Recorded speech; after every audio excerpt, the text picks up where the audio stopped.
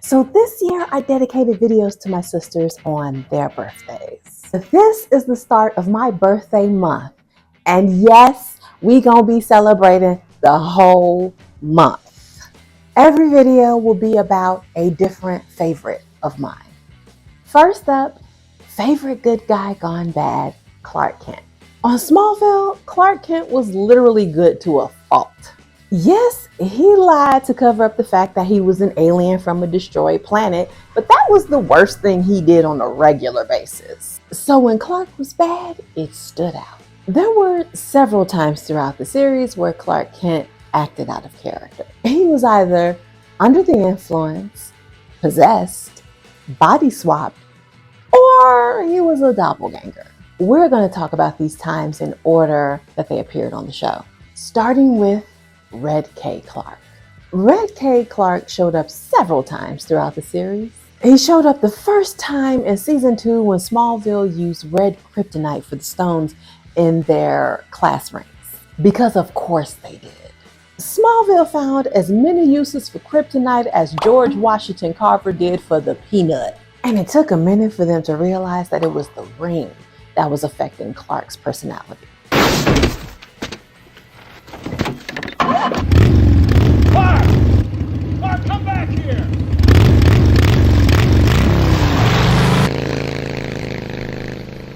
I can't believe Clark would do that. It's like he's a whole different person. How are we gonna get him home? I don't know. After that first initial time, Clark used the red K whenever he wanted to lower his inhibitions.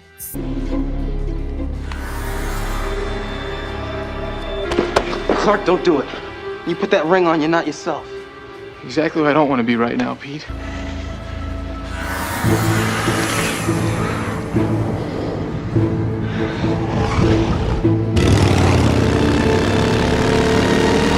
It was like alcohol for him, especially since his metabolism was so fast, alcohol had no effect on him.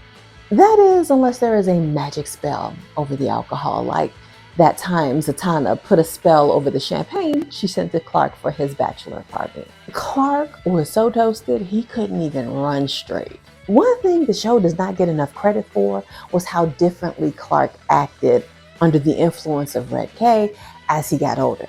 His response to it in season 6 wasn't the same as in season 2.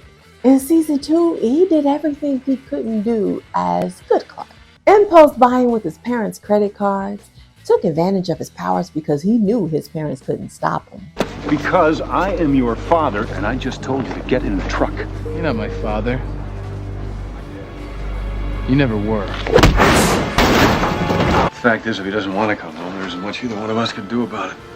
He basically acted like an impulsive teenager, which he was. It takes your whole teenage rebellion theory to a new level, doesn't it? This is more than teenage rebellion. A change this drastic doesn't happen overnight. Like in season 4, when he and Alicia went to Vegas to get married so that they could have sex. He acted impulsively by getting married, but Clark was still in the driver's seat, so he felt like he had to get married before he could have sex. My only gripe was in season 3 when he went into self-imposed exile and was robbing banks and going to nightclubs every night and flirting with hot chicks, but he didn't have sex with not a one of them. I'm sorry, but in reality, Red K. Clark would have had sex with all of those women. Red K. Clark would not have saved himself for Lana.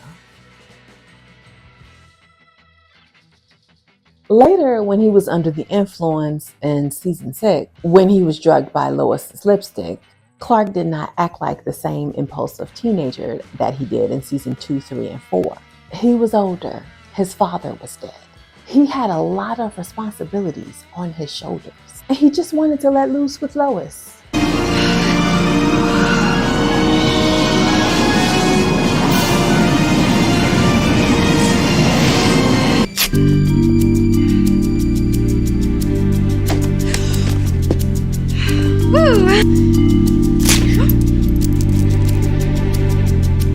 Then go and read everyone in his life for filth for supporting Lana and Lex's marriage. My own mother would rather raise a glass with the enemy than stand by her own son. You're more Luther than a Kent these days anyway. I mean, Dad's been, what, dead a year? But who can blame you for joining a race with Lana to see who's going to add the Luthor monogram to their name first?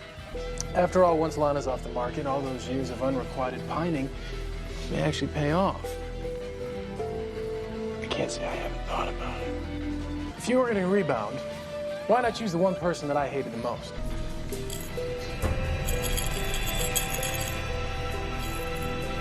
It's baby Luthor. The real reason that Lana's marrying you. And they all deserved it, including his mama. His mama even told him he meant what he did under the influence of Red K. I think there was a grain of truth in all of it. Every time you've been affected by Red Kryptonite, it hasn't changed who you are. It's just stripped away your inhibitions. Which just said to me that poor Clark just really needed therapy. Clark, you've walked around here for years, bottling everything up, basing every decision on what's best for other people. You never stop to think what's best for you. The next time we saw Bad Boy Clark, he had unfortunately Freaky Friday'd with Lionel Luthor thanks to a Kryptonian relic.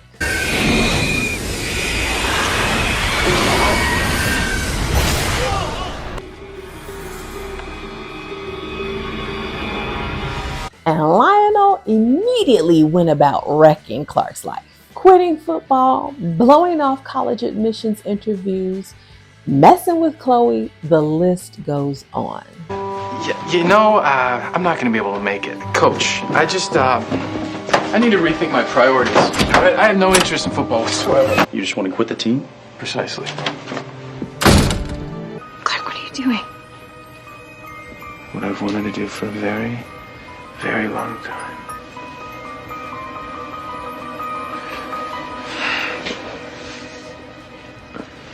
Don't you wish? And the worst part was now Lionel knew Clark's secret because he had his powers. The only good thing was that Clark dressed better as Lionel. That should have been a tip-off to everyone around him. He also seems to dress better when he was on Red K. Maybe Clark needed just a little bit of bad boy in him so he could be good and fine. But Clark was still Clark, and he found a way to get his body back. And thankfully, Lionel forgot about what he knew once he was back in his own body. The next Bad Boy Clark was possessed by a prom queen in a coma. It was only a brief possession, but hilarious. Clark? Crown's mine, bitch. But it was also a strategic possession. Clark made sure that she would possess him so that his father could subdue him with green kryptonite and they could stop the killer prom queen. She had been possessing different people all day, including his mama, Lois, Lana, and Chloe. I meet you at the door like an alley cat. Drink the milk and I want more. Well, I know that it's kind of last minute, but I thought it'd be totally amazing if we went to prom together. You're all gonna pay. How do I look?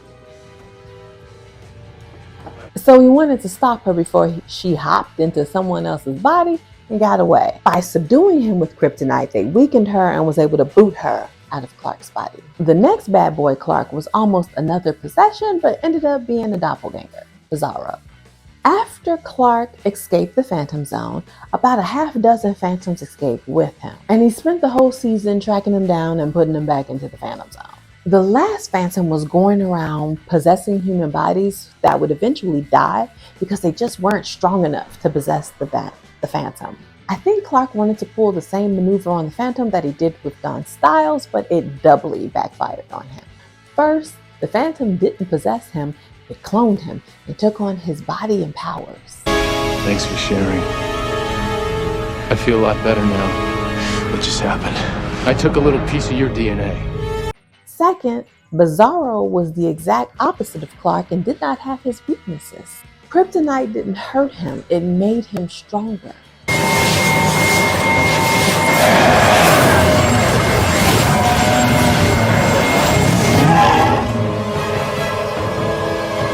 Eventually, Clark would beat Bizarro, but Bizarro came back. It was the most unfortunate timing for Clark because Drell had trapped Clark in ice in the fortress. You have chosen to defy me yet again, Kal-El, and you seem to lack the capacity to learn your lesson. I am sorry, my son.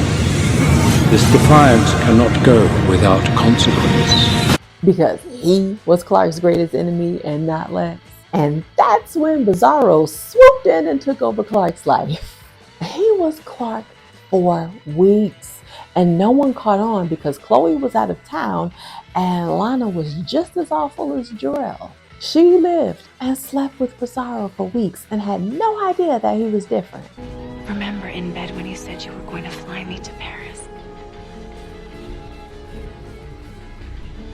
We were going to leave Smallville together. Not even when he co-signed her bullshit, something the real Clark would never do.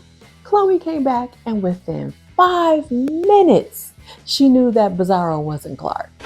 Where is it, Chloe? I was hoping you could jog my memory. You never forget anything. Your mind's like a titanium trap. Do you remember where I put the shield or not? Sorry, Clark, I can't help you. Lana didn't know until Clark came back and told her he had been missing for weeks. You've only been gone an hour. Lana, I've been gone for weeks. And the heifer still didn't believe him.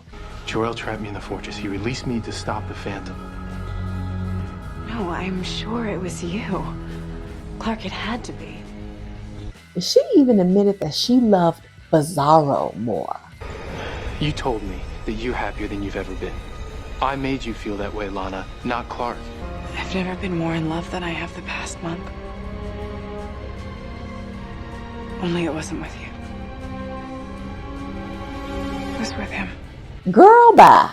In the end, she helped get rid of Bizarro for good, but the heifer regretted it. The final bad boy Clark was another doppelganger, Clark Luthor. He was a Clark from an alternate universe where Clark was found by Lionel Luthor instead of the Kents. Hardly any trace of Lionel at all. It's refreshing, actually.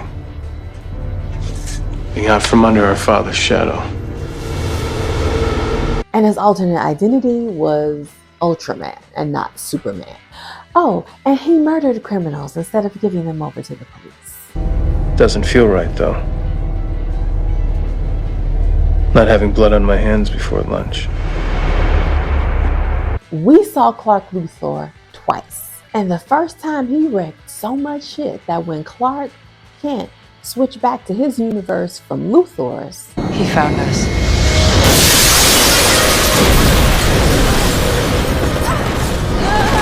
Get up! This world will be mine. Give me a box. And if I don't? I'll kill you. he was surrounded by his friends who were trying to kill him in a wrecked watchtower. Nighty-night. I'm me. But Lois stopped them because she immediately recognized that it was Clark Kent and not Clark Luthor. Stop! Stop! It's him. It's you. Just like when Clark Luthor came back, she immediately knew that it was Clark Luthor and not Clark Kent. First, we need to get rid of this Stargazer's junk.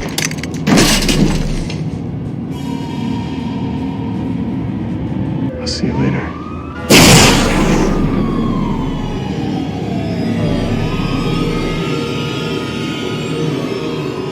After one conversation, not weeks, not after sleeping with him several times, immediately, Clark Kent managed to not only get Luthor back into his own world, but set him up for redemption.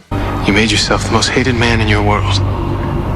But there's still a chance of redemption for you. You can go to your world and show people what you can give them, change their minds. Why would you ever believe in me? Because I know you? Because that's the type of person he is.